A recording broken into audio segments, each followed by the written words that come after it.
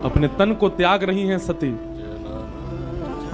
और उस समय हरि से प्रार्थना कर रही हैं, मुझसे अपराध बना, महादेव प्राप्त करने के बाद भी मैं महादेव के स्वरूप को समझ नहीं पाई, उनके अनुरूप बन नहीं पाई। मैं केवल आपसे एक वरदान मांगती हूं, क्या? जन्म जन्म शिव पद अनुराग। शिव को पति रूप में नहीं मांगा, शिव को गुरु रूप में नहीं मांगा, शिव के चरणार बिंदों के प्रति अनुराग मांगा। सती ने ऐसा नहीं कहा है कि वो अगले जन्म में शिव अर्धांगिनी ही बनकर के आए, बस वो जहां भी रहें वहां से ही शिव के चरणों के प्रति उनका अनुराग हो, यह मांगा।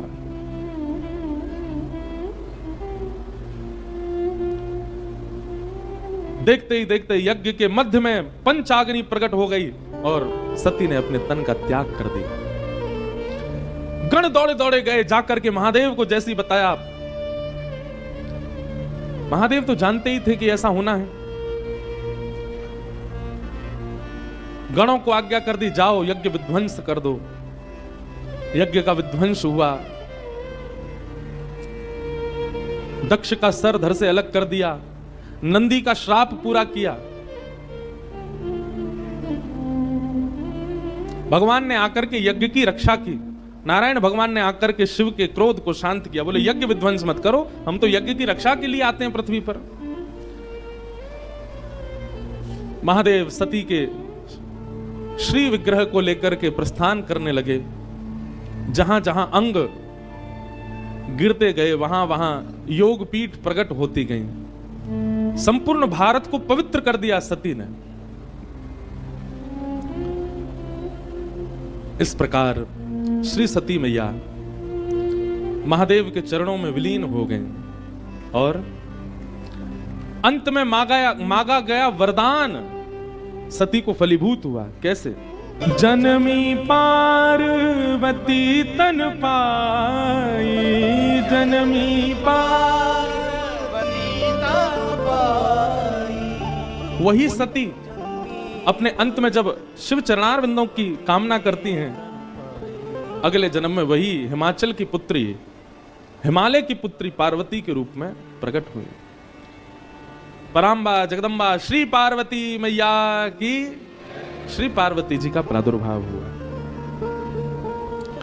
जब ते उमा शैल ग्रह जाई, जब ते उमा शैल ग्रह जाई, सकल सिद्धि संपत्ति तह छाई, सकल सिद्धि संपत्ति तह छाई। जहाँ तहाँ मुनिन सुआश्रम कीन्हे, जहाँ तहाँ मुनिन सुआश्रम कीन्हे, उचित मास हिम भूदर दीने, उचित मास हिम भूदर दीने, उचित मास हिम भूदर दीने,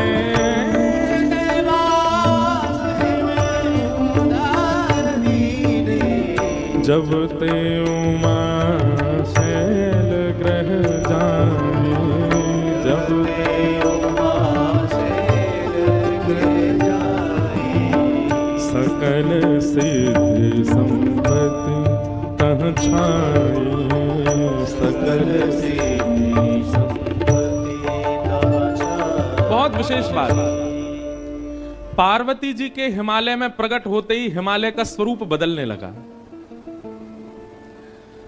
हमारे घर में संतान के आने पर घर का व्यवहार, घर का स्वभाव, घर के जनों के मन की स्थिति से पता चलता है कि बालक कैसा है।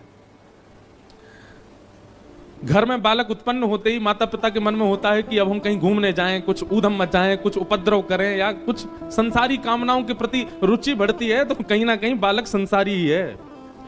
लेकिन जिस बालक के उत्पन्न होते ही मन में भाव आए अब रामेश्वरम चलें, अब तो बद्रीनाथ चलें, थोड़ा वृंदावन होके आएं, काशी विश्वनाथ प्रणाम करके आएं, संत जनों को घर पर बुलाएं, घर बुला करके पधरामनी करवाएं, घर में सुंदरकांड का पाठ कराएं, रामचरितमानस कराएं, बालक के उत्पन्न होते ही ऐसी विचारधारा प्रकट होने लग जाए तो समझ जाना कि भगवत भक्त ही है, क्योंकि उसके आते ही सबकी विचारधाराएं परिवर्तित हो रही हैं।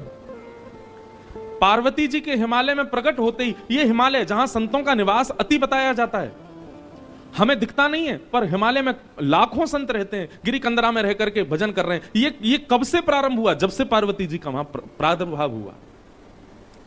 ऐसी योजनाएं बनने लगी कि वहां भोगी व्यक्ति रह ही नहीं सकता। हिमालय में भोगी व्यक्ति नहीं रह पाएगा, हिमालय में तो योगी ही रह सकता है।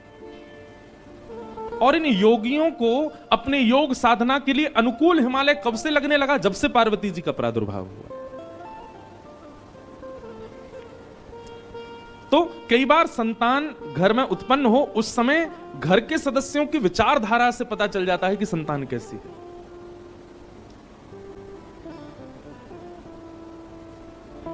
पार्वती जी का प्रादुर्भाव हुआ। आहा, सब जगह समाचार पहुंच गया, पर्वतराज हिमालय की पुत्री ने जन्म लिया है। संत जन हिमालय पर जाकर के अपने अपने डेरा जमाने लगे, शुभ संकेत होने लगे, सब जगह भजन साधना आदि सब योग बल प्रारंभ होने लगा। नारद जी महाराज को जब ये समाचार पड़ा कि हिमालय के यहां पुत्री ने जन्म लिया है, नारद जी पहुंचे और हिमालय ने खूब स्वागत किया, सत्कार किया। संत पधारे, चरणों में प्रणाम करके अपनी कन्या को जैसे ही गोद में दिया, पूछा, महाराज इस कन्या के विषय में कुछ बतलाइए, ये कन्या कैसी होगी, इसके गुण बताइए, इसके बारे में कुछ कहिए ना। कह मुनि बहिस गूढ़ मृदु बानी, तुम्हारी सकल गुण खानी, सुंदर सहज सुशील सयानी, नाम उमा अंबिका भवानी। आपने महादेव के दर्शन किए यहाँ रामेश्वर भगवान के, और रामेश्वर भगवान के दर्शन करने के बाद आपने पार्वती जी का दर्शन किया। यहां पार्वती जी चतुर्भुज रूप में खड़ी है, चतुर्भुज रूप में विराजमान है। हमारे एक पंडित जी बोले, नारायण भगवान यहां क्यों खड़े हैं? मैंने कि नारायण नहीं है, पार्वती जी हैं चतुर्भुज रूप में। यहां पर भी विवाह उत्सव, एक बार मुझे याद है, मैंने शायद पिताजी की कथा में आया था 2011 में, तब मैंने यहां कोई उत्सव दर्शन किया था। तब इतनी भीड़ नहीं थी यहां, रामेश्वरम में इतनी व्यवस्था भी नहीं थी और इतनी भीड़ भी नहीं थी। ये पीछे वाला जो द्वार है, यहीं से ही भीतर प्रवेश कर जाते थे हम तो, और घूमते घामते दर्शन भी कर लेते थे। और वो भी कथा भी दिसंबर जनवरी में ही हुई थी, ये मौसम है, इसी समय भीड़ आती, तब भी इतनी भीड़ नहीं थी। तब हमने यहां पर पालकी में महादेव जाते हैं सज धज के दुल्हा बन के, ऐसे कुछ देखा तो था, मुझे याद नहीं है वो क्या था। या ऐसा था कि रात्रि में शयन के लिए पार्वती जी के कक्ष के पास महादेव जाते हैं सज धज के पालकी में बैठ करके। पार्वती जी का दर्शन कितना मंगलमय है यहाँ पर भैया। ये पराम्बा है, जगदम्बा है। अब यहाँ पर गोस्वामी जी ने नाम दे दिया, नाम उमा अंबिका भवानी। ये भवानी है, पूरे विश्व की मैया हैं, इनको प्रणाम करो, वंदन करो। सब लक्षण संपन्न कुमारी, होई संतत पियहि प्यारी। आपकी इस लाली में सारे गुण हैं, सर्वगुण संपन्न है आपकी कन्या। और सबसे विशेष गुण पर प्रकाश डालते हुए नारद जी महाराज कहते हैं, आपकी जो ये लाली है ना, ये ब्याह के बाद अपने पति की अति प्रिय होगी। इनके जो पतिदेव होंगे वो इनसे बहुत प्रेम करने वाले होंगे, इसलिए आप बिल्कुल चिंतित मत होइए, आपकी लाली में सारे गुण ही गुण हैं। हिमालय महाराज बोले, आप तो गुणी गुण बताते जा रहे हो, कोई अवगुण नहीं है क्या? बंधु एक बात बहुत ध्यान से सुनो, सब लोग इधर देखो। पृथ्वी पर यदि आप जन्मे हो तो यह बात निश्चित है कि आपके अंदर अवगुण होगा ही होगा। चाहे वो कोई वक्ता हो, चाहे वो कोई मठाधीश हो, चाहे वो कितना भी बड़ा वेदज्ञ हो, चाहे वो कितना भी बड़ा नेता हो, चाहे कोई भी क्यों ना हो, इस संसार में यदि हम घूम रहे हैं, जन्म लेकर के विचरण कर रहे हैं, इस गुरुत्वाकर्षण में हम लोग चिपके हुए हैं, तो इसका मतलब यह निश्चित है कि हमारे अंदर अवगुण है। कोई सर्वगुण संपन्न नहीं है इस संसार में, सबके अंदर अवगुण होते हैं। गुण ज्यादा होते हैं तो स्वर्ग में रहा जाता है, अगर हम लोग अवगुण रहित हो जाएं, हमारे सारे अवगुण नष्ट हो जाएं, तो पृथ्वी का गुरुत्वाकर्षण हमको पकड़ नहीं पाएगा, हम उड़ने लगेंगे आकाश में। वायु में तैर के ही पहुंच जाओगे धनुषकोडी। आप पृथ्वी पर स्थिर हो, इसका मतलब है कि आप में अवगुण है, इसीलिए पृथ्वी ने आपको पकड़ करके रखा है। गुण ज्यादा होंगे तो स्वर्ग मिलेगा, अवगुण ज्यादा होंगे तो नरक मिलेगा, दोनों बराबर होंगे तब पृथ्वी पर आता है मानव। अब पृथ्वी पर आकर के कर्मानुसार या तो गुण बढ़ा ले या अवगुण बढ़ा ले, वो उसके हाथ में होता है। भगवान 50-50 करके भेजते हैं मानव को। हमारा रेशियो बढ़ता घटता रहता है, क्योंकि हम लोग धाम में बैठे हैं, तीर्थ में बैठे हैं, कथा सुनने के लिए स्पेशली छुट्टी लेकर के काम वाम छोड़ के आए हैं, तो यह बात निश्चित है कि हमारे अंदर गुण 50 से 55% होंगे। लेकिन इसका मतलब यह नहीं कि अवगुण बिल्कुल नहीं है, 45% अवगुण है हमारे भीतर, इसीलिए हम पृथ्वी पर। अच्छा, एक बात आपको बड़ी विचित्र बताएं, हमारा उद्देश्य क्या है, लक्षण क्या है? हमको 100% गुण करने हैं क्या? नहीं। अगर गुण की मात्रा बहुत ज्यादा हो गई तो स्वर्ग मिलेगा, शिवलोक नहीं मिलेगा, रामलोक नहीं मिलेगा, कृष्णलोक नहीं मिलेगा। भागवत जी कहती हैं भगवत धाम की प्राप्ति के लिए तो शून्य होना पड़ेगा, गुण भी नहीं अवगुण भी नहीं, दोनों शून्य हो। आप कहोगे ये कैसे संभव होगा? स्वयं भगवान बताते हैं, असहाय की सहायता करके, परोपकार करके अपने पापों को कम करो। दूसरों की सहायता करने से पाप कम होते हैं, और उपस्थित भोग भोगने से, जैसे ब्याह कर लिया, धन हो गया तो गाड़ी खरीद ली, बढ़िया घर बना लिया, ये उपस्थित भोग हैं। इन उपस्थित भोगों को भोगने से पुण्य कम होते हैं। अब आप कहोगे ये शून्य हो गए, ये कैसे पता चले? जित देखूं उतित श्याममयी है, जिसको देखो उसमें ही राम जी दिखने लग जाएं, जिसको देखो उसमें ही गुण दिखने लग जाए, समझ जाना पाप और पुण्य दोनों शून्य हो गए। बहुत विस्तृत है ये भाव, हमने सूक्ष्म में सुना दिया है। हिमालय जी बोले आपने तो पार्वती जी में सारे गुणी गुण बता दिए, हमारी लाली में कोई अवगुण नहीं है। तब नारद जी महाराज कहते हैं, शैल सुलक्षण सुता तुम्हारी, सुनहु जे अब गुण दोई चारी। 2-4 अवगुण हैं, सुन लीजिए। बोले क्या? अगुण अमान मातु पितुहीना, उदासीन सब संशय छीना, जोगी जटिल अकाम मन नगन अमंगल वेश, अस स्वामी एहि कह मिलहि परिहस्त असिरेख। हमने आपकी लाली की हस्त रेखा देख करके 2-4 कुछ अवगुण हैं, उनको मैंने पढ़ लिया। आप कह रहे हैं तो मैं आपको बता देता हूं। हिमालय महाराज, नैना देवी थोड़े से संकोच में आ गए, बोले बताइए भगवान। बोले अगुण अमान मातु पितुहीना, उदासीन सब संशय छीना। आपकी लाली का जिनसे ब्याह होगा वो कैसे होंगे? बोले अगुण, उनमें कोई गुण नहीं होगा, सारे गुणहीन। जैसे गुण किसे कहते हैं?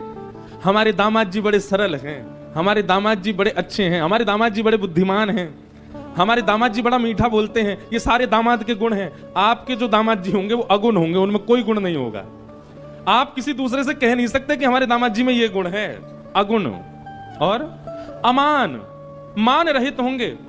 कभी अगर दामाद जी आए और आप उनका स्वागत सत्कार नहीं करो तो उनको बुरा नहीं लगेगा, क्योंकि वो अमान है, वो मान रहित है।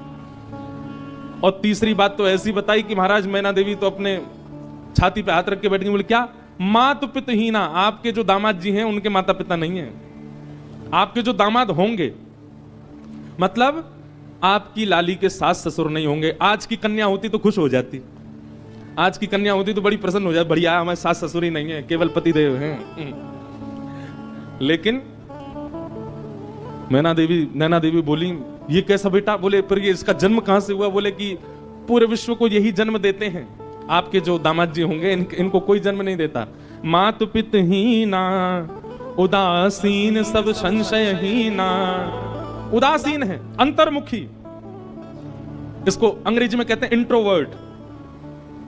अपमान सम्मान, इनसे कोई बहुत सम्मान कर दो तो प्रसन्न हो जाए ऐसा भी नहीं है, अपमान कर दो तो बुरा मान जाए, नहीं, कुछ नहीं। दाल रोटी खिला दो तो भी राजी, कुछ मत खवाओ भूखे रखो तो भी राजी। ऐसे उदासीन होंगे आपके दामाद जी। जोगी जटिल अकाम मन नगन अमंगल भेष। नारद जी को इतना सच भी नहीं बोलना था, पहले ही डरा दिए माता पिता इतने। बोले कैसे होंगे? बोले जोगी जटिल। जटिल किसको कहते हैं? बोले बिल्कुल जड़ के भांति जो होता है।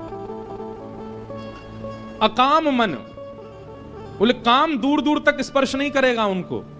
अकाम मन, कोई कामना नहीं होगी उनके मन में। जिनकी नगरी में आप बैठे हो उनके गुण सुन लीजिए। अकाम मन और नगन अमंगल भेष। सब लोग सावधानी से सुनो। बोले कैसे होंगे जिनसे इनका ब्याह होगा?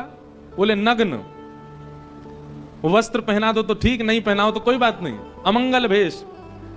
एक कथा हम एक महात्मा जी से सुन रहे थे। प्रभु श्री राम जब चित्रकूट पहुंचे तो चित्रकूट को देख करके राम जी को बहुत अच्छा लगने लगा। बोले ये बहुत बढ़िया जगह है। लक्ष्मण जी से कहा, लक्ष्मण जी तुम जाओ, जाकर के यहाँ कोई राजा हो या इस नगर के कोई स्वामी हो, उनसे एक बार परमिशन ले लो कि हम यहाँ रह लें, और अगर वो कह दें कि रह लो तो कैसे रहना है, उसका कुछ नियम हो तो बता दें। लक्ष्मण जी महाराज चित्रकूट में विचरण करते करते जैसे ही गए, इतने में ही महादेव आ गए वहां पर। और महादेव एक जोगी के भेष में बैठे थे और दूर दूर तक तो कोई मानव दिखा नहीं। लक्ष्मण जी ने जैसे ही महादेव को देखा तो महादेव को देख करके उनको लगा, वो पहचान नहीं पाए कि महादेव हैं, उनको लगा कोई मानव दिखा तो। दूर से उन्होंने कहा, सीताराम इस चित्रकूट नगरी में रहने के क्या नियम है, कृपा करके हमें बता दीजिए। तो वर्णन करते हैं कि महादेव अपनी जीभ निकाल करके और अपने गुप्तांगों को पकड़ करके नृत्य करने लगे, उछल उछल करके। लक्ष्मण जी देख करके भयभीत हो गए। बोले कि भैया जी कैसा व्यक्ति है?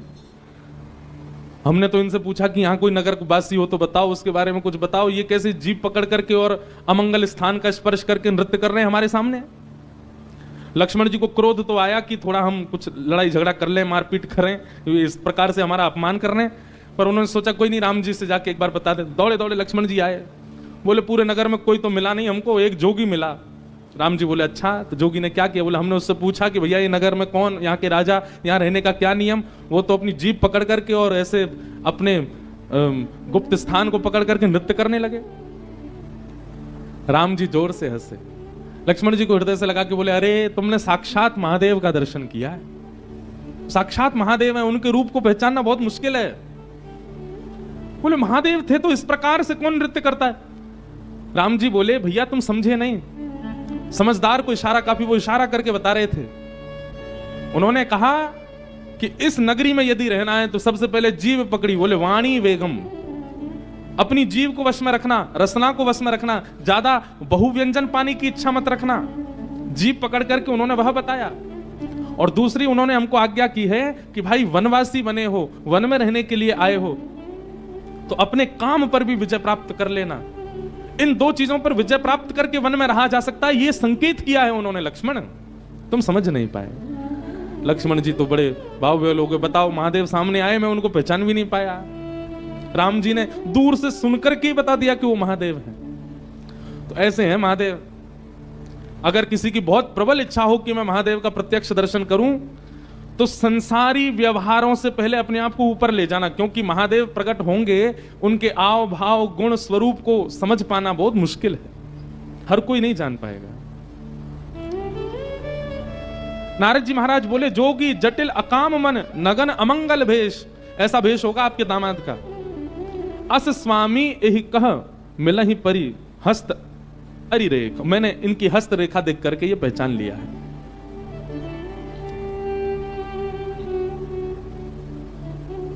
नैना देवी, हिमालय महाराज तो बिल्कुल नेत्रों में आंसू आ गए। ऐसी सुकोमला, ऐसी प्यारी पुत्री, और उस पुत्री के लिए ऐसा वर बता रहे हैं। नारद जी कुछ करिए ना। ये तो पूरा माता पिता को जीवन भर यही प्रतीक्षा रहती है कि हमारी बेटी कितनी भी सुंदर हो, कितनी भी योग्य बने, पर उसका दामाद, उसका जो पति हो वो बहुत सुंदर आवे, बहुत सहज आवे, उसके अनुकूल आवे। आप कैसा बता रहे हैं? हमको तो बड़ी घबराहट हो रही है मन में। तब नारद जी महाराज बोले, इसका एक उपाय हो सकता है। क्या? बोले जितने गुण लक्षण हमको पार्वती जी की रेखा देख करके और इनके मस्तिष्क को पढ़ करके दिख रहे हैं, ये सारे गुण लक्षण यदि यदि किसी दैव पुरुष में हो और उनसे इनका ब्याह हो जाए तो मंगल हो जाएगा। यदि ये सारे अवगुण किसी मानव में होंगे तो वो मानव उचित नहीं है, लेकिन ये सारे गुण लक्षण अगर किसी देव में हो और उनसे इनका ब्याह हो जाए तो मंगलकारी होगा। हिमालय बोले ये सारे अवगुण किसमें हैं? बोले इनको अवगुण नहीं है, ये अवगुण संसार में हो तो अवगुण है, पर यही अवगुण यदि किसी देव में चले जाएं तो सारे सद्गुण बन जाते हैं। और ये सारे अवगुण जो यहां सुने गए हैं सब महादेव में घटित होते। महादेव ऐसे ही हैं। अगर महादेव आपकी पुत्री को स्वीकार कर लेंगे तो इनकी हस्तरेखा और इनकी जन्म कुंडली भी सत्य हो जाएगी और देव देव देव भी नहीं महादेव प्राप्त हो जाएंगे। लेकिन उसके लिए आपकी पुत्री को तप करना पड़ेगा। महादेव की प्राप्ति ऐसे नहीं हो जाएगी। जे जे वर के दोष बखाने ते सब शिव पही में अनुमाने, जो विवाह संकर्षण हो दोष गुण सम कह सबको। हमने जितनी बात बताई हैं अगर ये किसी मानव में होंगे वो सारे दोष हैं, पर अगर ये शिव में घटित हों और उनसे इनका ब्याह हो जाए तो सारे अब सद्गुण हो जाएंगे, सद्गुण हो जाएंगे। शंभु सहज समरथ भगवाना, एह विवाह सब विधि कल्याणा। अगर शंभु से आपकी पुत्री का ब्याह हो जाए तो इनका कल्याण हो जाएगा।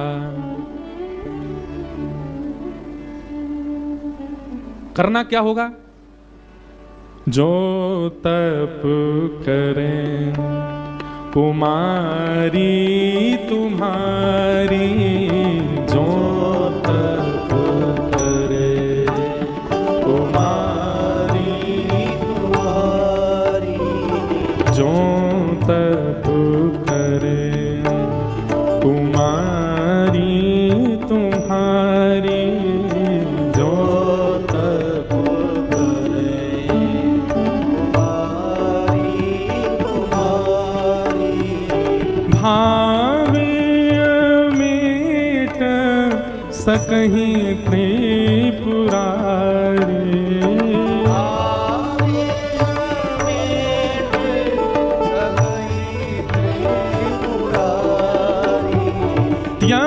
यद्यपि वर अनेक जग माही, यद्यपि वर अनेक जग माही, यद्यपि वर अनेक जग माही,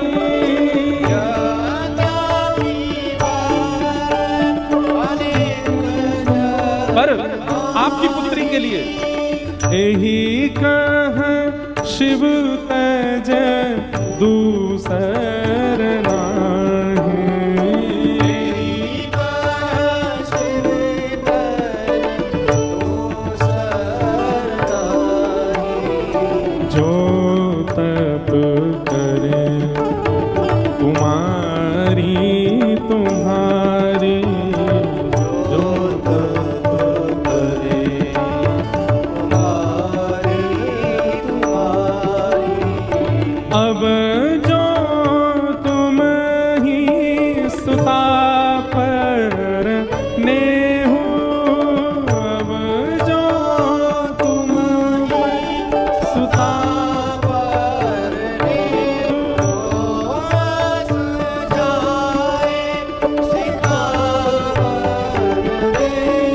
हे मैया, अगर आपको अपनी पुत्री से बहुत प्रेम है तो आप जाइए, जाकर के पुत्री को समझाइए कि वो तप करना प्रारंभ करे। नहीं तो उसके हस्त कमल में, उसकी कुंडली में जो सारे दोष उसके पति में बताए गए वो सारे दोष रहेंगे। अगर उसने तप किया तो तप के प्रभाव से उसको देवादिदेव महादेव प्राप्त होंगे और उसके सारे पति के अवगुण सगुण बदल जाएंगे। हाँ करे सो तप जे ही मिलहि महेशु,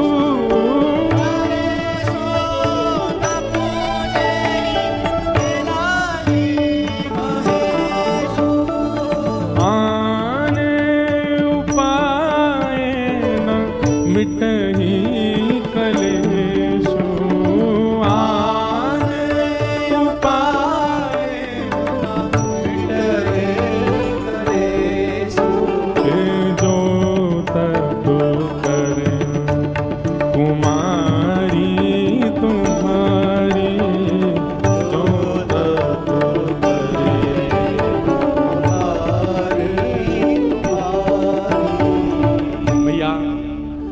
आपकी लाली के होने वाले वर में जो जो दोष हैं वो केवल और केवल अब तब से ही दूर हो सकते हैं। तब से महादेव प्रसन्न होंगे और महादेव ब्याहने के लिए आ गए तो सारे अवगुण सगुण बन जाएंगे। आप जाओ, जाकर के अपनी पुत्री को कहो कि वो तप करना प्रारंभ करे। ये व्रत की जो परंपरा है ये पार्वती जी से ही प्रारंभ हुई है। सुयोग पति की प्राप्ति के लिए जो व्रत किए जाते हैं ये पार्वती जी से ही प्रारंभ हुए। अब एक बात कह दें, बुरा नहीं मानिएगा, लेकिन आपने खूब व्रत किए फिर भी नहीं मिले वैसे जैसे चाहिए थे, तो सबसे पहली बात तो मन में विचार करके व्रत नहीं करना है, ऐसे ही पति चाहिए। ठाकुर जी पे छोड़ो, ठाकुर जी आप कृपा करके जैसे प्रदान कर देंगे हमें स्वीकार है, बस हम व्रत कर रहे हैं कि हमारा भक्ति भजन भाव उसमें कटौती करने वाले पति ना मिले हमको, उसमें श्रेष्ठ मिल जाए। लेकिन खूब व्रत किए उसके बाद भी आपके भजन में, आपके संकीर्तन में, आपकी कथा में विक्षेप डालने वाले यदि मिल रहे हैं तो निश्चित है कि व्रत में कोई चूक रही है आपसे। पार्वती जी ने व्रत किया, नारद जी के वचन मान करके नैना देवी ने जाकर के पार्वती जी को समझाया और पार्वती जी सौभाग्य मान करके, देखो एक बात बहुत ध्यान से सुनिएगा सब लोग इधर देखो, नाम जप, तीर्थ यात्रा, कथा श्रवण, संत चरण और व्रत नियम अनुष्ठान, ये पांचों क्रिया नियम मान करके नहीं करनी चाहिए। फिर से सुनिए, नाम जप, तीर्थ यात्रा, कथा श्रवण, संत पदरामनी, संतों के चरणों में प्रणाम आदि, और व्रत नियम अनुष्ठान, ये सब केवल नियम मान करके नहीं करने चाहिए, सौभाग्य मान करके करने चाहिए। आप तीर्थ किस लिए जा रहे हो? अभी वो महीना आता, पितृपक्ष का महीना आता, पूरी दुनिया गया जी जाती है, सौभाग्य मान के नहीं जाते हैं। किस लिए जाते हैं? नियम है कि हम वहां जाकर के तर्पण करेंगे तो हमारे जो पितृ हैं वो मुक्त हो जाएंगे। पूर्णिमा के दिनों पर महाराज गिरिराज जी में इतनी भीड़ होती है, लोग परिक्रमा करते हैं गोवर्धन बाबा की, क्यों? नियम है, पूर्णिमा के दिन करो। भाई दूज के दिन जमुना जी में स्नान करते हैं, क्यों? नियम है, बहन भैया हाथ पकड़ के स्नान करेंगे तो, यम द्वितीया के दिन स्नान करते हैं तो उससे बहन भैया का प्रेम बढ़ता है। नियम मान करके तीर्थ यात्रा नहीं करनी चाहिए, सौभाग्य मान करके। उतनी प्रसन्नता, उतना उत्साह चित्त में होना चाहिए, अरे हम रामेश्वरम जा रहे हैं, जाकर के महादेव का दर्शन करेंगे, समुद्र में स्नान करेंगे, धनुषकोडी का दर्शन करेंगे, सीता कुंड का दर्शन करेंगे, आदि आदि सब भाव दर्शन करेंगे, ये सौभाग्य मान करके जाना चाहिए। दूसरा, नाम जप भी नियम नहीं, बस फेर रहे हैं, गुरु जी कह के गए 12 माला रोज करनी है, 18 माला रोज करनी है, और महाराज घिसे जा रहे हैं, जल्दी पूरी हो फिर आगे काम के लिए जा, नहीं, नियम मान के नहीं, सौभाग्य मान करके करो। तीसरा, कथा श्रवण। अब क्या बताएं, हमको हमारे रिश्तेदार कथा करा रहे हैं, सुनने तो जाना पड़ेगा हमको, नियम मान के नहीं, सौभाग्य, हमारा सौभाग्य है, हम रामेश्वरम में कथा सुनने के लिए जा रहे हैं। संतों के चरणों में प्रणाम, अब भगवा वेशधारी हैं, जटाधारी हैं, उर्दपुंड लगा रखा है, इनको प्रणाम करना ही पड़ेगा, नहीं, सौभाग्य मान करके। हमारा सौभाग्य कि ऐसे महापुरुष को हम प्रणाम कर पाए। और ठीक वैसा ही व्रत नियम अनुष्ठान, इनमें भी नियम प्रधान नहीं, सौभाग्य प्रधान। जैसे लोग एकादशी का या प्रदोष का या सोमवार का व्रत करते हैं तो उसमें यह नहीं होना चाहिए आज रविवार है जितना हो सके खा लो, कल तो सोमवार है भूखा रहना पड़ेगा हमको, आज सोमवार है खूब पेट भर के खा लो, रात में 4 रोटी ज्यादा खा लो, क्यों? कल तो मंगलवार है भूखा रहना है हमको। ऐसे नहीं, जिस दिन आपका व्रत है उस दिन आपको अत्यंत सौभाग्य, अत्यंत प्रसन्नता लगनी चाहिए कि मेरा सौभाग्य कि मैं एकादशी करता हूं, मैं सोमवार के व्रत करता हूं। सौभाग्य मान करके यदि आप व्रत नियम अनुष्ठान करेंगे वो व्रत फलेगा, और केवल नियम मान करके उसको करेंगे उसका कोई लाभ नहीं होगा। मेरे सामने रोटी मत खाओ, मेरा व्रत है, आपकी रोटी देख के मेरा मन कर रहा खाने का, ये काय बात का व्रत फिर आपका? आपके सामने 56 व्यंजन रख दिए जाएं, लेकिन आपको गौरव हो, नहीं मेरा व्रत है, मैं तो आज व्रत में हूं, आज स्पर्श नहीं करना। वो प्रसन्नता दिखनी चाहिए व्रत की, तब व्रत फलता है।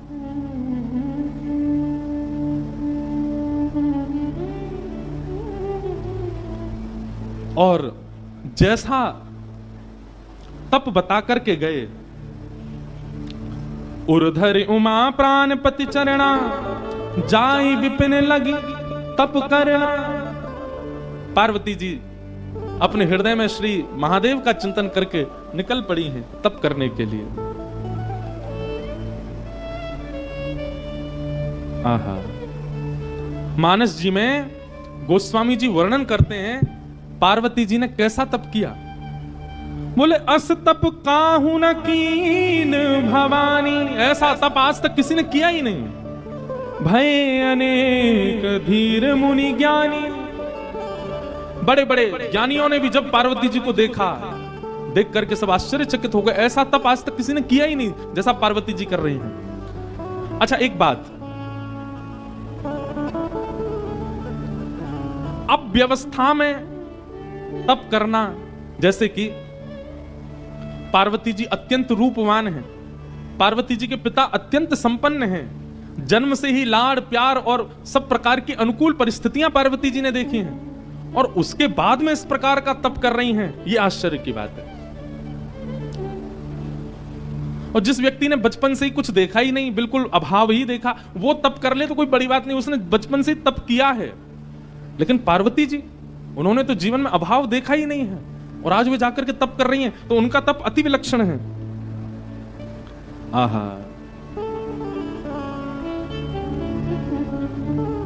पार्वती जी का ऐसा तप हुआ, उस तप के बाद आकाशवाणी होने लगी। बोले हे पार्वती जी, हे जगदम्बा पराम्बा, हे हिमालय पुत्री, आप जिस कारण से तप कर रही हैं, आपका तप निश्चित पूर्ण होगा, और जिनकी प्राप्ति के लिए आप तप कर रही हैं वो आपको प्राप्त होंगे। आहा, पार्वती जी के विषय में बताया गया। और अब यहां महादेव की स्थिति, सती जी के जाने के बाद,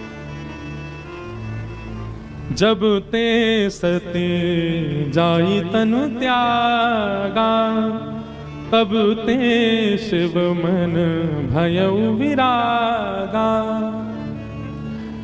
एक तो महादेव पहले से ही वैराग्य रूप में रहते हैं, लेकिन सती के प्राण त्यागने के बाद अब महादेव और बीतराग हो गए और वैराग्य में आ गए। जपहि सदा रघुनायक नामा, जहां तहां सुनहि राम गुण ग्रामा। राम जी का स्मरण करते हैं, और जहां भी कथा होती है महादेव बिन बुलाए पहुंच जाते हैं, पूरी कथा श्रवण करते हैं, केवल राम राम राम चिंतन करते हैं। ऐसे बीतराग, ऐसे वैराग्य में महादेव जाते चले गए। ऐसे ही चलते चलते चलते बहुत समय निकल गया। बंधुओं, गोस्वामी जी महाराज आगे जो वर्णन कर रहे हैं, उस भाव को पढ़कर के एक मन में भाव आता है। हम भजन की श्रेष्ठता किसमें मानते हैं? हम भजन की श्रेष्ठता मानते हैं कि हमारे भजन से हम जिसका भजन कर रहे हैं वो प्रकट हो जाए। हम इसी को भजन की श्रेष्ठता मानते हैं। राम जी का इतना स्मरण किया, इतना ध्यान किया महादेव ने। प्रगटे राम कृतज्ञ कृपाला, प्रगटे राम कृतज्ञ कृपाला। कैसा रूप? रूपशील निधि तेज विशाला, रूपशील निधि तेज विशाला।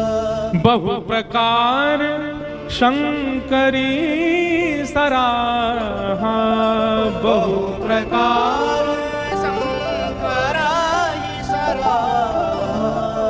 तुम बिन व्रत को निर्वाहा, तुम बिन व्रत को निर्वाहा। सती के जाने के बाद महादेव ने ऐसा व्रत किया, ऐसा तप किया, ऐसा स्मरण किया राम जी का, कि राम जी को प्रकट होना पड़ा। प्रसन्न मुद्रा में श्री राम जी प्रकट हो गए महादेव के सामने। आगे जो हुआ वो अद्भुत है। नियम तो आज तक हमने ऐसा सुना है कि देव प्रकट होकर के कहते हैं कि वरदान मांगो, परंतु राम जी प्रकट होकर के महादेव से कह रहे हैं हमको वरदान दे दो। महादेव की प्रतिज्ञा से, महादेव के तप से राम जी प्रकट हो गए, और प्रकट होकर के राम जी महादेव से बोले हम आपसे बहुत प्रसन्न हैं, आपके भजन से बहुत प्रसन्न हैं, अब हम आपसे कुछ मांगना चाहते हैं। ये तो उल्टा ही हो गया। भजन उसको श्रेष्ठ मानो कि आराध्य प्रकट होकर कहे कि हमको कुछ दे दो। अब बिनती मम सुनहु शिव, जो मो पर निज नेह, जाई विवाहु शैल जही। यह मुहि मांगो दे।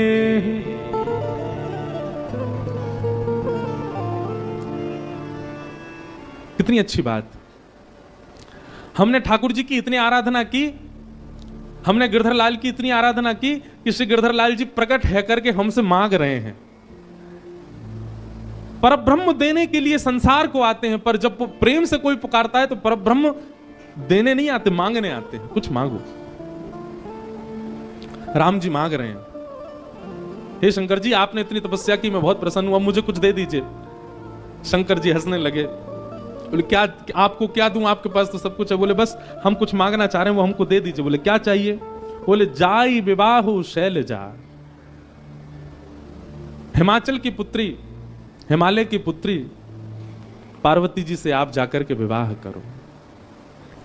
बस यही वरदान हमको दे दीजिए कि हम इन नेत्रों से आपका विवाह देखना चाहते हैं, आप जाकर के विवाह कीजिए।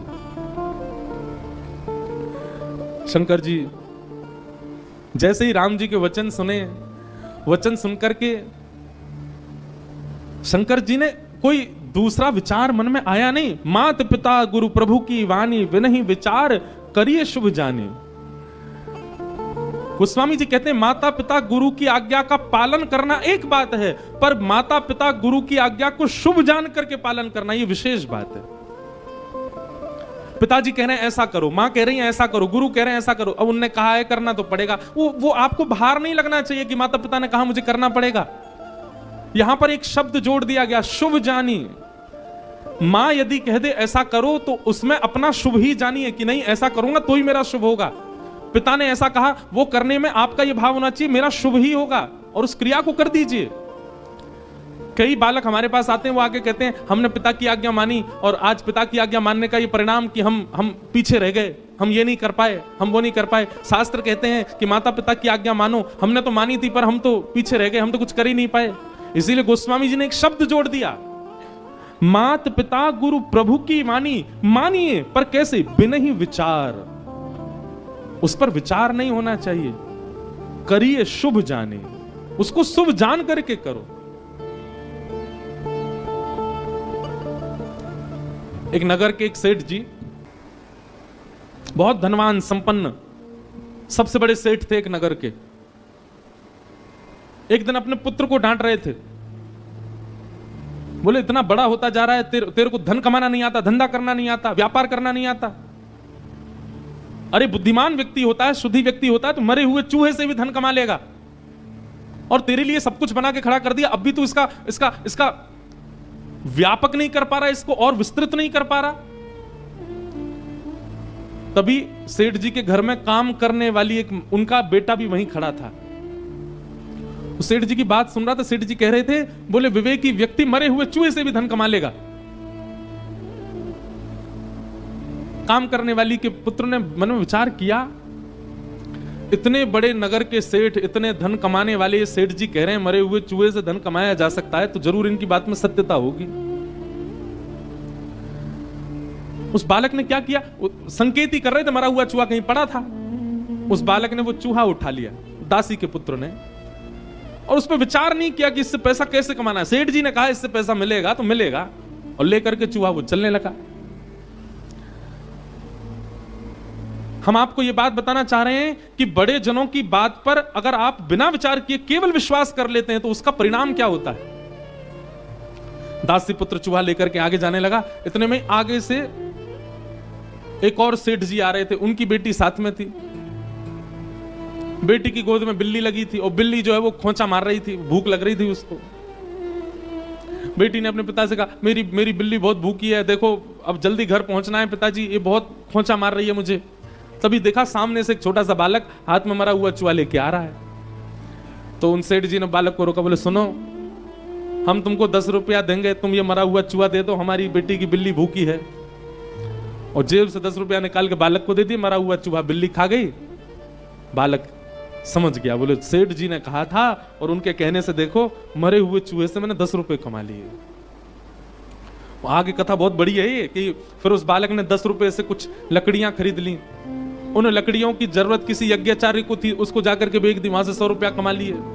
उसने और लकड़ी खरीद ली, लकड़ी का पूरा एक भंडार बना लिया। जिन जिनको आवश्यकता होती बेचने लग गया। एक दिन उन्हीं सेठ जी के माता जी की मृत्यु हो गई, उनके अंतिम संस्कार के लिए लकड़ी चाहिए थी, पर इतनी वर्षा हो रही थी कि कहीं सूखी लकड़ी मिली नहीं।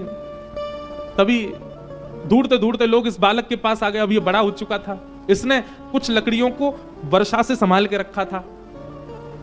लकड़ी मांगी तो इसने बहुत दाम मांगे, बोले कि इतना पैसा दोगे तो दूंगा, नहीं तो नहीं दूंगा, क्योंकि इतने दिनों से बहुवृष्टि हो रही है, बारिश की, लकड़ियों का अभाव है। जो दाम उसने कहा वो दाम सेठ जी ने दिया। बोले हमारी माँ का अंतिम संस्कार होना, तो बोल। तो उतने खूब ऊंचे दाम मांगे और माँ का संस्कार कर दिया सेठ जी का। उस दाम से उसने लकड़ी का सबसे बड़ा व्यापारी बन गया।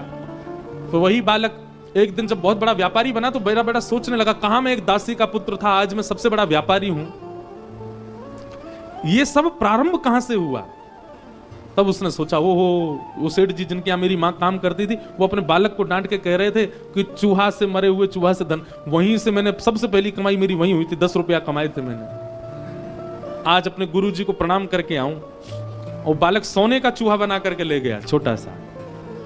और सेठ जी के पास गया, उनके चरणों में रख करके बोला, जय हो मेरे गुरुदेव, आपके एक वचन का मैंने बिना विचार किए पालन किया, विश्वास करके पालन किया। आज मैं पूरे विश्व का, नगर का राजा बन गया हूं आपकी कृपा से।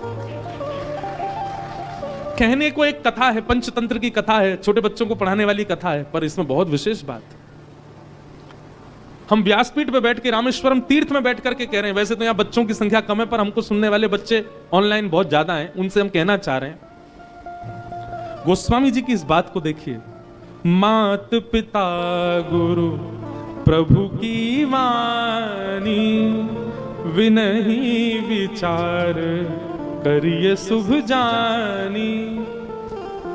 सबसे पहले बात तो माता पिता की आज्ञा मानना शुरू करो, और फिर दूसरी बात, माता पिता की आज्ञा में विनही विचार, उसमें विचार मत करो, करिए शुभ जानी।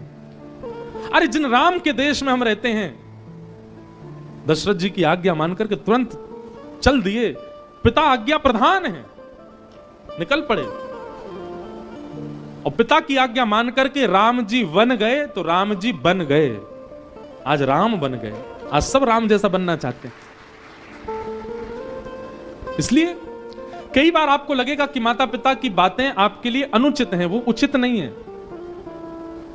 महादेव परम उदासी हो चुके हैं, अब परम बीतराग हो चुके हैं। विवाह का दूर दूर तक भी संकेत महादेव के चित्त में नहीं था सती के जाने के बाद। पर राम जी ने आकर के जब कहा, जाई विवाहु शैलजा यह मोहि मांगे देहु, राम जी हाथ पसार करके महादेव से कह रहे हैं, बोले हम मांगना चाहते हैं कि आप हिमालय की पुत्री से जाकर के विवाह कर लो। सुनते ही महादेव खड़े हो गए, बोले आपकी जो आज्ञा, आप जो कहेंगे करेंगे, उसमें कोई किंतु परंतु वाली बात नहीं, हम करेंगे विवाह।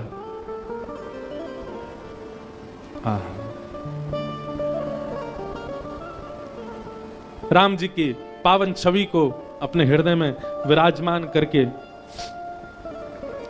राम जी की आज्ञा मानने को स्वीकार हो गए महादेव। सप्त ऋषियों को बुलाया और सप्त ऋषियों को बुला करके कहा कि राम जी ने एक कन्या ढूंढी है हमारे लिए, हिमालय की पुत्री है, आप जाकर के उसकी प्रेम की परीक्षा लेकर के आओ, कैसी है। सप्त ऋषियों को भेजा।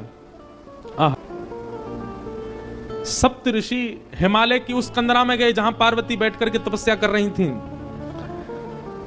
ऋषि ने गौरी देखी तह कैसी, मूरति मंत तपस्या जैसी।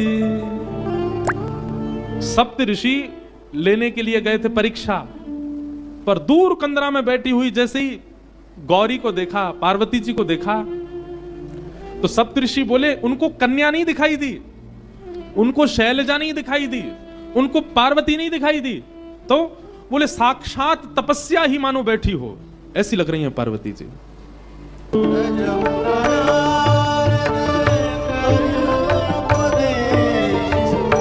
तजौ नारद कर उपदेशु,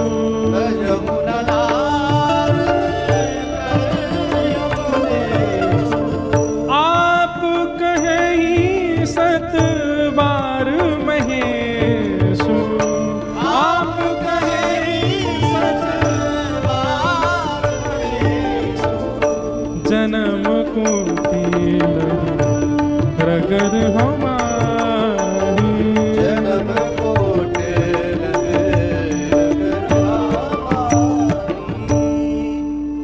ये पंक्ति गाते हुए मुझे भागवत जी के रास पंचाध्याय का स्मरण होता है। रास पंचाध्याय के प्रणय गीत में गोपियां भी यही कहती हैं ठाकुर जी से, क्या अब भले ही आप हमें स्वीकार ना करो, पर हम तो अब जन्म जन्म आपकी ही रहेंगी। पार्वती जी कह रही हैं कि अब ये मेरा हट है कि या तो मैं शिव से ब्याह करूंगी, नहीं तो कुंवारी रहूंगी। नारद जी की बात को मैं काट नहीं सकती, वे कह करके गए हैं तो मैं उनकी बात का मान रखूंगी और शिव से ब्याह करूंगी। और यद्यपि अभी सप्तऋषि आए हैं, इसके बाद यदि स्वयं महादेव भी आकर के मेरे सामने कह दें कि मैं तुम्हारा वर्ण नहीं कर सकता, मैं उनकी बात भी नहीं मानूंगी। वो भले ही मुझे स्वीकार ना करें, पर मैं मन से केवल उन्हीं की रहूंगी।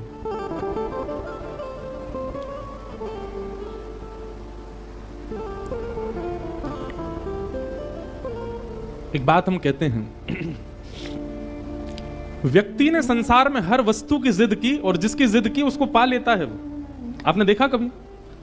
आप जिद पे अड़ जाओ और जिस वस्तु की जिद आप करोगे वो आपको, भले ही आपके परिवार के लोग, आपके मित्र लोग लाके दे ही देते हैं, आपकी इतनी जिद है। पर कभी किसी व्यक्ति को ठाकुर जी के लिए जिद करते हुए देखा नहीं।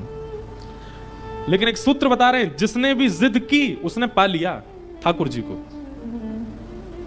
मीराबाई ने जिद की, एक दिन बारात जा रही थी और छोटी सी मीराबाई अपनी मां से जाकर के कहती, मां ये क्या हो रहा है, नीचे इतने ढोल नगाड़े बज रहे हैं, सब नाच रहे हैं, जी क्या हो रहा है? मां ने कहा, अरे एक बींगड़ी के लिए उसका बींग, उसका पति, होने वाला पति दुल्हा बन करके घोड़ी पर चढ़ के जा रहा, उसके परिवार के लोग सब नाच रहे हैं और ये जाएगा और किसी की लाली से जाकर के ब्याह करेगा, फिर सदा उसको अपने पास ही रखेगा। देखते देखते मीराबाई के मन में आया, मैया मेरा बींद कब आएगा? छोटी सी मीरा, मेरे पति कब आएंगे? और मेरे पति कौन है? मेरा बींद कैसी बारात लेके आएगा? उसकी बारात में कैसे लोग नाचने वाले होंगे? बड़ी माताएं बहनें सब हंसने लगी। अरे मीरा तू तो छोटी सी, कैसा हट करती है, अभी तो बहुत समय तेरे ब्याह में। मां जाकर के रसोई घर में काम करने लगी। अब मीरा जाकर के द्वार पर खड़े होकर बोले, मां बताओ ना मेरे बींद कौन है, वो कब आएंगे? मां कुछ और काम करने चली जाए, मीरा पीछे पीछे, मां बताती क्यों नहीं मेरे बींद कौन है, उनका स्वरूप कैसा होगा, वो कब आएंगे मुझको लेने? कक्ष में बैठ करके कपड़े सवार रही हैं मां। मीरा आकर के रोने लग गई, बोले आप बताती क्यों नहीं हो, मेरे बींद कौन है? देखो ना आपके भी बींद हैं पिताजी, बड़ी मासा के भी बींद हैं बड़े पिताजी, छोटी मासा के भी बींद हैं, सबके बींद हैं, मैं बिना बींद के क्यों, मैं बिना दुल्हे के क्यों, मेरा दूल्हा कौन है? इतनी जिद की, इतनी जिद की। एक दिन मां ने अपना पीछा छुड़ाने के लिए, मीरा बेटी बेटी बताओ ना मेरे बींद कौन है।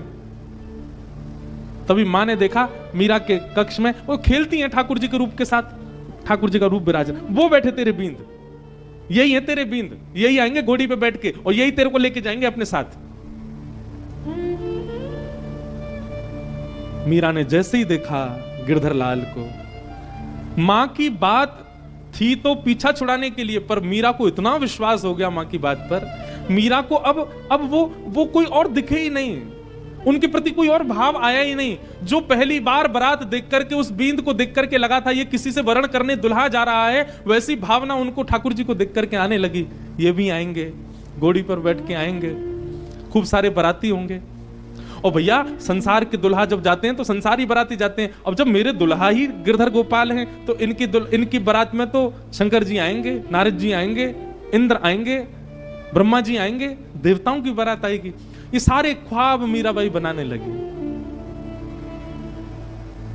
अब वे जब भी गिरधर को देखती हैं ये भाव रखती नहीं है कि ये पाषाण है, ये मूर्ति है, ये भगवान है, ये मेरे बींद है। कुंवर भोजराज के साथ जब विवाह निश्चित कर दिया घर के लोगों ने, मीराबाई अपनी मां से जाकर के रोती हैं, मां आपने झूठ क्यों कहा मुझसे, आप तो पहले मुझे बता चुकी हैं कि मेरे बींद, मेरे पति तो वो हैं, और ये आप किसी अन्य राजकुमार, मेवाड़ के राजकुमार को सामने बैठा करके हमारा भाव करवा रही हैं। मां ने हंस के कहा, बोले वो तो मजाक में कहा था, वो तो ऐसी तू बालिका थी ना इसलिए कह दिया था। बोले आपने मजाक में कहा था, पर मैं तो तब से इनको ही पति मानती हूं।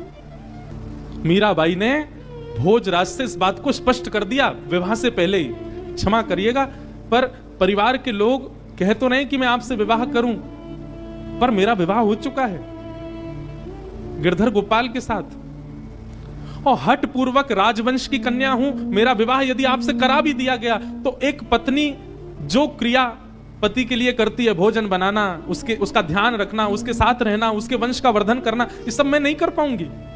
मैं इस योग्य नहीं हूं, मैं इस लायक नहीं हूं। मैं आपको पहले ही बता रही हूं ताकि आप ही मना कर दीजिए कि मुझसे आपका ब्याह हो।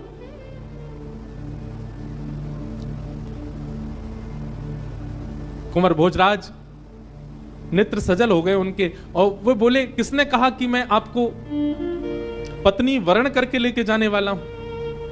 ये तो संसार को दिखेगा कि मैं आपसे ब्याह करूंगा, आपको पत्नी मान करके लेके जाऊंगा, पर वास्तव में तो हमारे मेवाड़ में राजा खूब हैं, शत्रु खूब हैं, कोई भक्त नहीं है, इसलिए एक भक्त को ले जाने के लिए आया हूं। और भले उसके लिए बहाना विवाह ही क्यों ना बने, हमारे मेवाड़ की भूमि धन्य हो जाएगी यदि आप मेरी पत्नी बनकर के चलेंगी।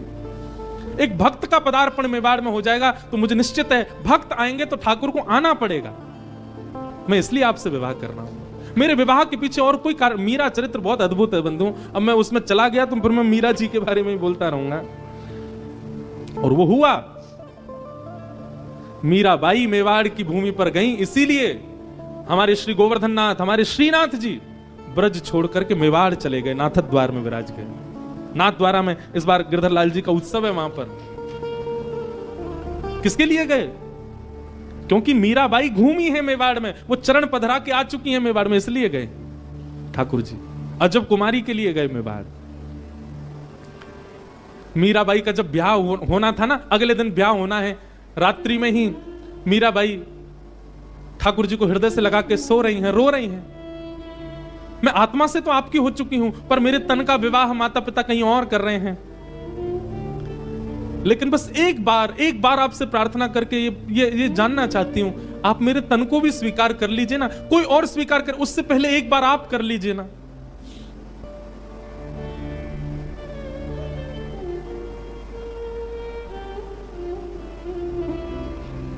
प्रातःकाल जिस दिन विवाह मीराबाई का होना था, मां ने जैसे ही जाकर के मीरा के कक्ष को खोल करके देखा, मीराबाई 16 श्रृंगार करे सोई हुई हैं, मांग में सिंदूर भरा हुआ है, हाथ सारे नवीन प्रकार के हल्दियों से, मेहंदियों से, कुमकुम से रचे हुए हैं।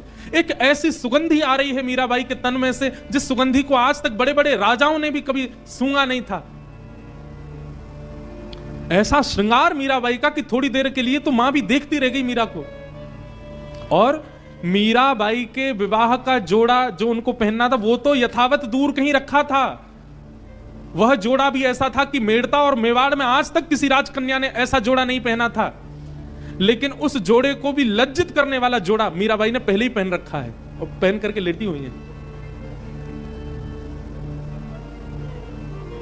मां ने जाकर के मीराबाई को उठाया, मांग में सिंदूर, पैरों में महावर लगे हैं, एक नया जोड़ा पहन रखा है, गले में मंगलसूत्र, विवाह हो गया मीरा का, मानो इस अवस्था में पड़ी है। जैसे ही होश में आई, उठी मीराबाई। मां ने पूछा, मीरा ये तुम क्या कर रखा है? तेरे मांग में सिंदूर कहां से आ गया? अपने वस्त्र से मिटाने लगी। मीराबाई ने हाथ पकड़ी, नहीं मां ये मत करो।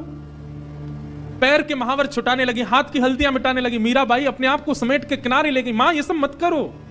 मैंने कहा था ना गिरधर गोपाल मेरे पति हैं और मेरा उनसे ब्याह हो गया, कल मेरा ब्याह हो गया। मीराबाई की मां कहती हैं, फालतू बातें मत कर, तेरा ब्याह हो गया। अरे ब्याह हुआ, किसी ने देखा? केवल अपनी मन की बातें बोलती रहती है। किसी ने देखा तेरा ब्याह? तो मीराबाई कहती है, संसार के ब्याह को तो 10 लोग, 50 लोग, 100, 200, 1000 लोग देखते होंगे, मेरे ब्याह को तो 56 करोड़ देवताओं ने देखा। 56 कोटा जना पधार्या। मेरे पतिदेव की बारात में 56 करोड़ बाराती आए थे। 56 कोटा जना पधार्या, दुल्हो श्री ब्रजनाथ। दुल्हा बनकर के मेरे ठाकुर जी आए थे, मेरा ब्याह हो गया। अब मां ये तन, ये मन, ये आत्मा सब कृष्ण की हो चुकी है। अब मुझे इसके लिए कोई और परवाह, अब तुम चाहे जहां मुझे भेज दो, मेरा ब्याह तो हो चुका है, अब ब्याह का केवल आप नाटक करके भले ही मुझे कहीं भेज दो, मेरा ब्याह हो चुका है, अब मुझे कोई परवाह नहीं। ब्याह के दिन कन्या इतनी उदास रहती, पर मीराबाई आज बड़ी प्रसन्न है, विदाई में रोई भी नहीं मीराबाई। क्यों? प्रसन्नता है, कृष्ण से मेरा ब्याह हो गया।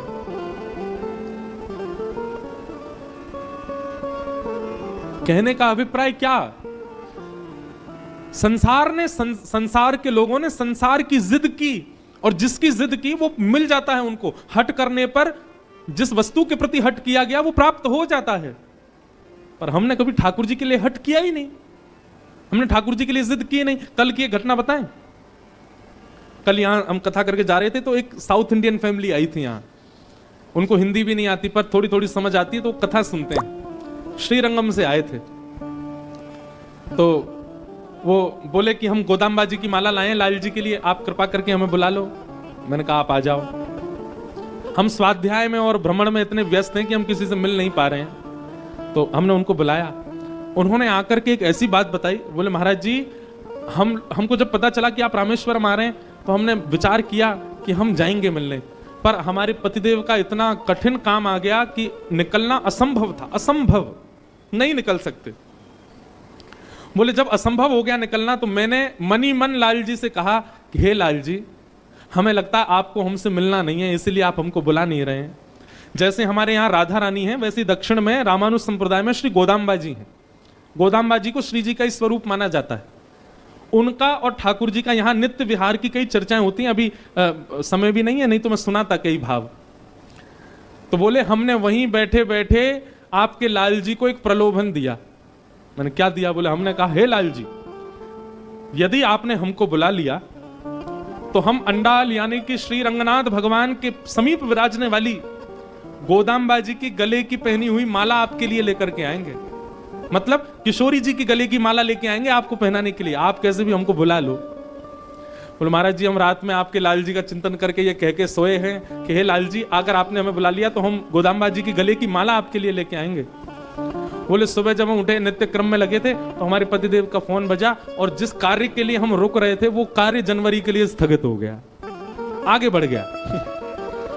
और बोले पतिदेव हमारे इतने बोले देखो लाल जी ने तुम्हारी सुन ली, हमारा कार्य 1 महीना टल गया, अब हम जा सकते हैं रामेश्वरम। बोले हम तुरंत मंदिर गए, गोदाम्बा जी की माला लिए और माला लेकर के आए।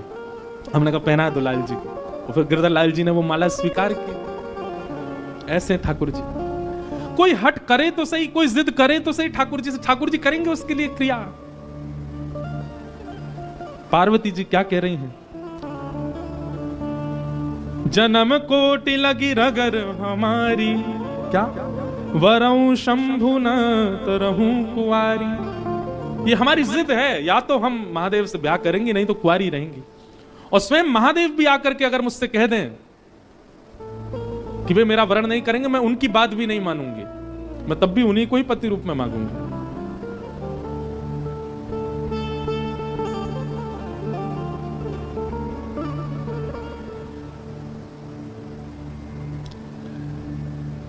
सप्त ऋषियों के पैरों में पड़ गई पार्वती जी, और पैरों में पड़ करके बोली अब हम आपसे प्रार्थना कर रही हैं कि आप सब हमको जिद करके हमारे तप को रुकवाइए मत, आप सब लोग अब प्रस्थान करो।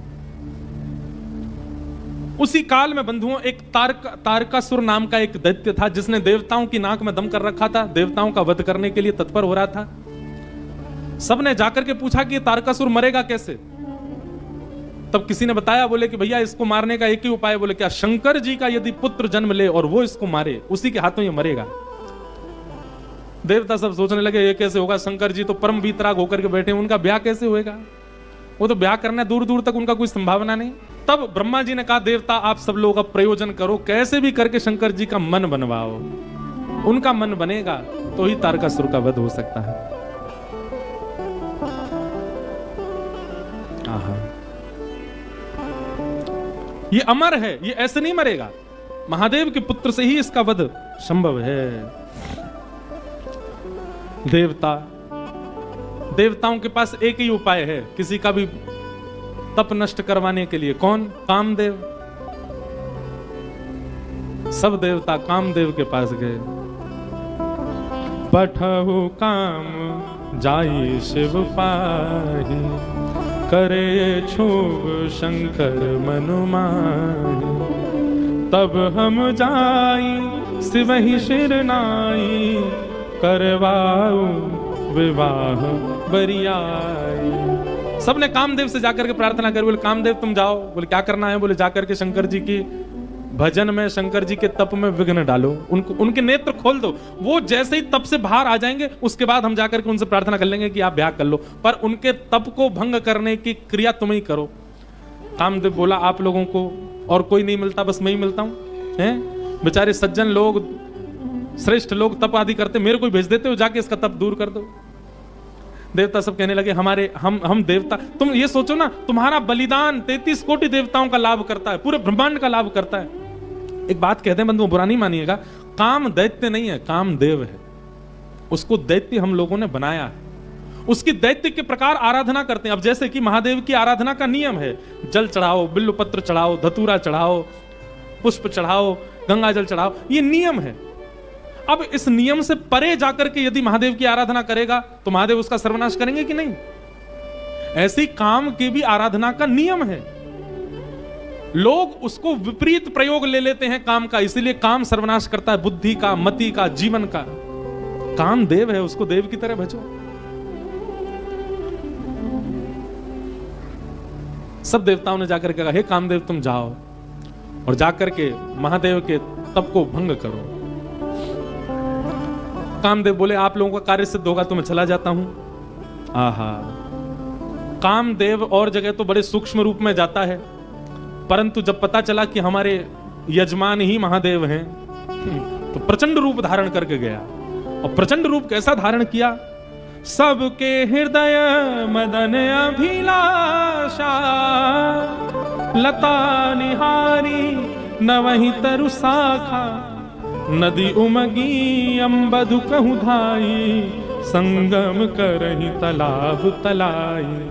अरे महाराज, कामदेव केवल चैतन्य के अंदर आ गया नहीं, जड़ में भी काम प्रकट हो गया। ऐसा कामदेव ने आकर के आक्रमण किया पृथ्वी पर। वृक्षों से लताएं लिपटने लगी, वहां भी काम का दर्शन होने लगा। तालाब तलाइयों से जाकर के मिलने लगे, वहां भी काम का दर्शन। नदियों की गति इतनी तीव्र हो गई, सब जाकर के समुद्र से मिलने लगी। आकाश पृथ्वी से मिलने के लिए उतावले होने लगे। पृथ्वी अपने आप को जगह जगह से उच्छलित करने लगी, उठने लगी, आकाश से मिलने के। सब काम में हो गया। पशु पक्षी नभ जल थल चारी, भय काम वश समय विसारी। सब काम, जिस जगह देखो वहीं काम का दर्शन हो रहा है। पशु पक्षी आपस में लगे हैं, सब प्रकार के भाव सब जगह प्रकट हो रहे हैं। मदन अंध व्याकुल सब लोका, निश दिन नहीं अब लोक ही को का।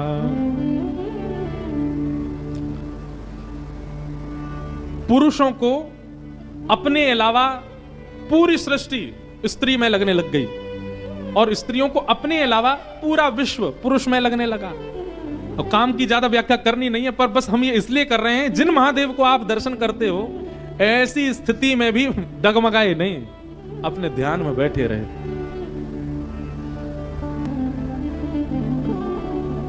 आहा, और सबसे सुंदर चौपाई क्या, सबको अस्त व्यस्त कर दिया कामदेव ने। भय कामवश जोगिस तापस, पवरन की को कहें, देख ही चराचर नारी में, जे ब्रह्म में देखत रहे। जो सब में ब्रह्म देखते थे, सब में नारी दिखने लगी उनको। अबला विलो कहीं पुरुष में, नारियों को सब में पुरुष दिखने लगा। जग पुरुष सब अबला में, दुई दंड भरी ब्रह्मांड भीतर, काम कृत कौतुक अयम। धरी न काहू धीर सब, के मन मनसी मन सिज हरे। ये बहुत अच्छी बात है। गोस्वामी जी महाराज लिख रहे हैं क्या?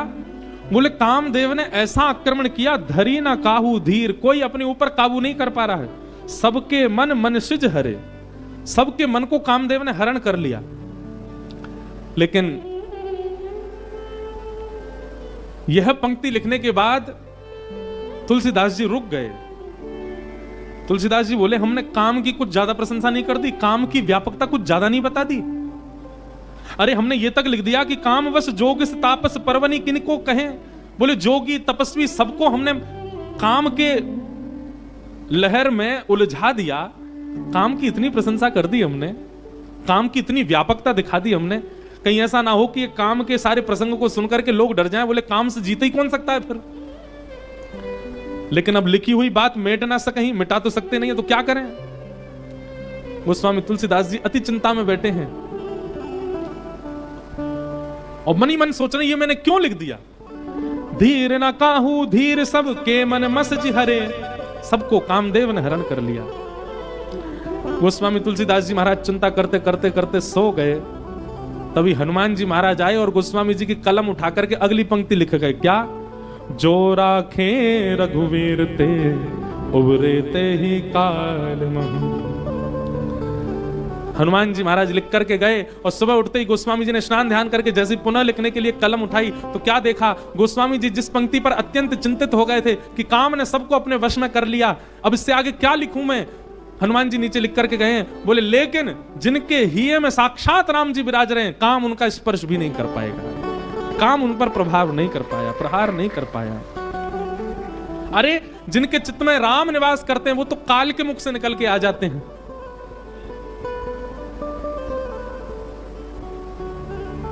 काम कैसे आक्रमण करे। सब जगह काम ने अपनी व्यापकता बिछा ली। अब कामदेव हिमालय की ओर गया, कैलाश पर गया और कैलाश पर जाकर के भी ऐसी सुंदर सुगंध उत्पन्न होने लगी, सुंदर सुंदर पुष्प होने लगे, जिनसे भी काम प्रकट हो जाए वो सारा वातावरण पूरे विश्व में प्रकट कर दिया। ऐसा प्रचंड काम प्रकट हुआ, लाखों वर्षों से तप कर रहे जोगी तपी भी अपने आप पर काबू नहीं कर पा रहे हैं। लेकिन शिव ही विलोकई ससंके उमारू, भयउ जथातित सब संसारो। सबको अपने वश में करने वाला कामदेव जैसे ही हिमालय पर गया, कैलाश पर गया और कैलाश पर जाकर के जैसे ही उसने शंकर जी का दर्शन किया, शंकर जी को देखते ही काम भी उनके ऊपर मोहित हो गया। ऐसा सुंदर रूप, ऐसा सुंदर वदन, ऐसी सुंदर जटा, ऐसी शीलता, ऐसी सौम्यता, मानो कामदेव भी सामने बैठ गया और शंकर जी का दर्शन करने लगा। उनके रूप को देख करके कामदेव भी मोहित होने लग गया। एक बड़ा प्रसिद्ध आजकल गीत चलता है महादेव का, मुझे बहुत अच्छा लगता है।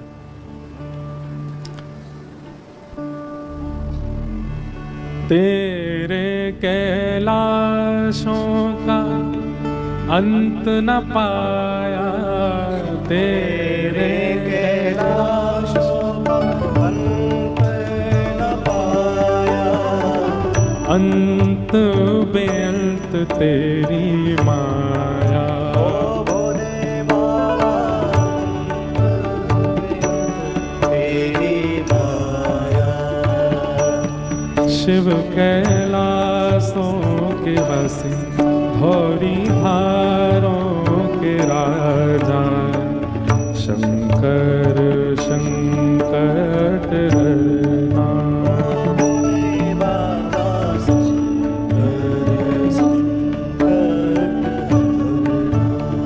ओ शिव कैलाशों के वासी, भौरी भारों के राजा,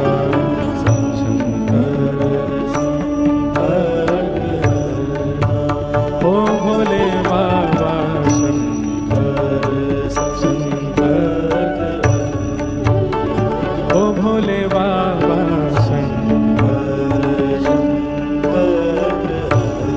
जय हो।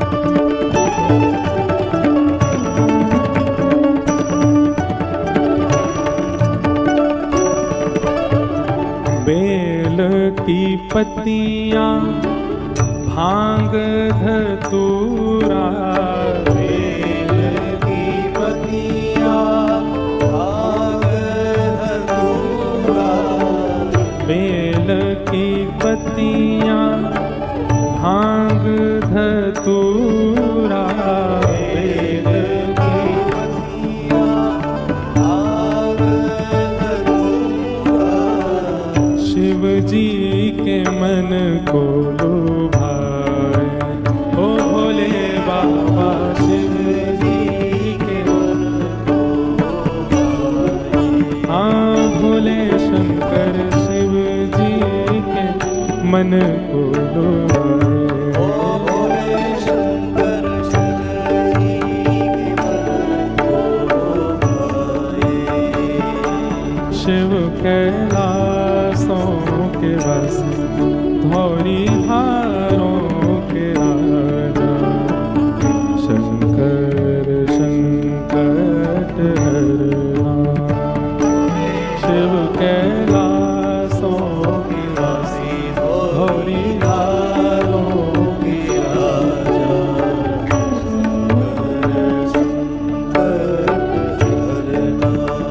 ओ शिव कैलासों के वासी धौरी हारों के राजा शंकर संकट हरना। शिव कैलासों के वासी धौरी हारों के राजा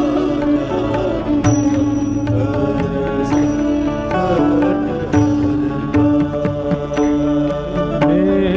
तेरे कैलाशों का अंत न पाया। तेरे कैलाशों का अंत न पाया। तेरे कैलाशों का अंत न पाया। तेरे कैलाशों का अंत न पाया। अंत बेअंत तेरी माया। ओ भोले बाबा अंत बेअंत तेरी माया। शिव कैलासों के वासी धौरी धारों के राजा शंकर संकट हरना। शिव कैलाशों के वासी धौरी धारों के राजा शंकर शंकर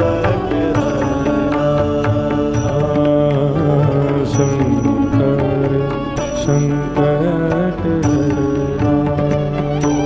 ओ शंकर संकट हरना। ओ शंकर संकट हरना। ओ शंकर संकट हरना।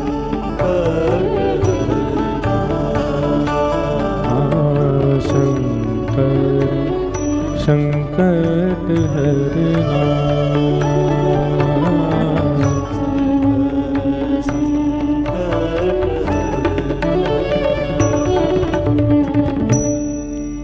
उभय धरी अस कौतुक भयउ जो लगे काम शंभु पै गयउ। सबको अपने वश में कर लिया कामदेव ने, लेकिन महादेव के रूप को देख करके कामदेव स्थिर हो गया। तभी मानो देवताओं ने जाकर के चेता, ए कामदेव तू काम करने गया है वहां पर कि तू खुद ही समाधि में बैठने गया है? जा उनके नेत्र खुलवा कैसे भी। कामदेव बोला मैंने सारे प्रयास कर लिए हैं, सब देखो पूरा विश्व काम में हो गया, पर इन पर कोई प्रभाव ही नहीं हो रहा है। तब कामदेव ने दूर देखा एक आम का वृक्ष, उस पर चढ़ गया और एक पुष्प का बाण लेकर के कामदेव ने वहीं से महादेव का संधान किया। अब कामदेव को पता था कि अब मेरी मृत्यु निश्चित है, क्योंकि जब मेरे सारे बाणों से कोई काम नहीं बना, अब मैं इनको हठ पूर्वक उठाऊंगा और इनकी तप अग्नि निकलेगी, उसमें मेरा मरना निश्चित है। पर कामदेव भी सोच रहा है इनके द्वारा मेरी मृत्यु हो तो मैं भी सफल हो जाऊं। कामदेव ने वृक्ष पर चढ़कर के पुष्प का बाण जैसे ही महादेव के वक्ष पर मारा, वक्ष पर जाकर के बाण जैसे ही लगा तो ध्यान थोड़ा सा भंग हुआ, भ्रकुटी थोड़ी सी जुड़ गई। अनेक वर्षों से समाधि में बैठे हुए महादेव के नेत्र खुले, लाल ताम्र वर्ण के नेत्र हैं। राम स्मरण में बैठे थे, राम जी का ध्यान कर रहे, महादेव के नेत्र खुले। अगल बगल देखा, किसने किया ये? तभी वृक्ष के ऊपर बैठे कामदेव को जैसे ही देखा, रुद्र ही देखि मदन भय माना, दुराधर्ष दुर्गम भगवाना। और सुमन चाप निज सर संधाने, अतिरीश तकी शवन लगताने। तब शिवती सर नयन उघारा, चितवत काम भयउ जरि छारा। जैसे ही कामदेव को देखा, तीसरा नेत्र खुल गया महादेव का, और तीसरा नेत्र खुलते ही अग्नि प्रज्वलित हो गई, कामदेव जल करके वहीं भस्म हो गया। बोलो रामेश्वर भगवान की। कामदेव जल करके नष्ट हो गया, हाहाकार मच गया। देवता बोले हमने तो नेत्र खुलवाने भेजा था, ये तो कामदेव का बदई हो गया। ब्रह्मा जी बोले कोई बात नहीं, आंख तो खुल गई, अब संभाल लेंगे। रति ने जाकर के, कामदेव की पत्नी ने जाकर के प्रणाम करके कहा, भगवान आपने मेरे पति को क्यों मारा? वो तो देवताओं के कार्य की सिद्धि के लिए आया था। महादेव इतने भोले हैं, पति को मार के तुरंत रति से बोले तुम चिंता मत करो, तुम्हारे पतिदेव तुमको प्राप्त हो जाएंगे। बोले कब? जब जदुवंश कृष्ण अवतारा, हो ही हरन महामही भारा। कृष्ण तनय होई पति तोरा, अन्यथा होई वचन अन्यथा होई ना मोरा। द्वापर में जब भगवान श्री कृष्ण का अवतार होगा, तो भगवान श्री कृष्ण के पुत्र के रूप में ही तुम्हारे पतिदेव जन्म लेंगे और तुम्हारा उनके साथ विवाह होगा, पुनः विवाह संगम होगा। तब तक तुम प्रतीक्षा करो। महादेव की वाणी को सुनकर के रति प्रसन्न हो गई। सब देवताओं ने जाकर के महादेव से प्रार्थना करी।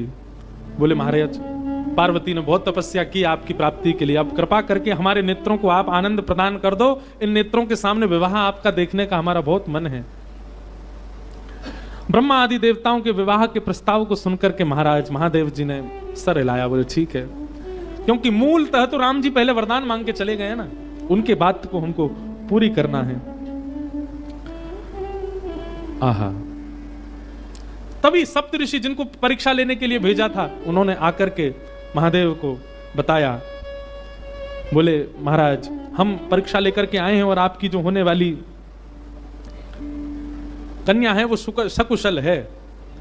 अब हम जाकर के हिमालय महाराज को आपका थोड़ा यश सुना दें। सप्तऋषि गए हिमालय महाराज के पास, जाकर के उन्होंने कहा आपकी पुत्री जिनके लिए तप कर रही है वो साक्षात महादेव हैं, और महादेव बारात लेकर के आएंगे, आप अपने पूरे नगर की तैयारियां करो, सुंदर बनाओ, देवी देवता सब पधारेंगे।